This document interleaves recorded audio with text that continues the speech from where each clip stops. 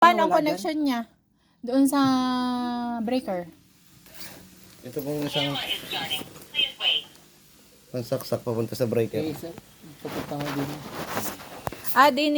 Di nilalagyan noong Wire. Wire po, Wire. papuntang breaker. Breaker. okay. Itong isa man pwedeng extension. Are. Dapat. Dalawa yan. Okay. Ito kasama na. Oo, kasama na yan. Okay. Ano, are, malalaman din ni kung gaano ang konsumo, gayon? Hindi po. Diyan po lumalabas kung ilang voltage yung kaya niyo bigay. Okay. 220, 225. Tapos, diga, ilang litro ang kaya nitong diesel? Full tank. Puno. 16? 16 liters. Nakalagay yata din eh.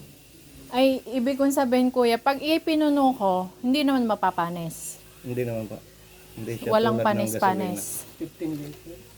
So, sige. 15 liters. Yung lang gang full tank. nasa yung nasa lalagyan na makapal, pag yun ay pinuno ko, hindi napapanis para may reserbang diesel. Hindi. Basta lagyan na lang. Tapos, break in mo naman bago nyo saksakan. Pandarin mo na? Mga 30 minutes. Magbe-break in ng 30 minutes. Mag-break in mo na. Ngayong engine. bago o kahit Ngayong matagal bago na? po. Ngayong bago lang. Ngayong bago lang. Pero pag matagal na siya, hindi mo Okay na po yan. okay na. Mamaya. Sige, mamaya. I-break in mo na ang iyong bagong sasakyan. Dapat pala pagulungan niyo sa baba. Tapos, are ang gasolina, ang diesel. May laman. Ano to? Salaan? Apo. Okay. Paano malalaman Nakabili ko? ka na ng gas? Hindi. Paano malalaman kung gaano karami? Sisilipin laang. Okay. Sige. This is stick ma'am. So, walang panis ang diesel dito? Wala po.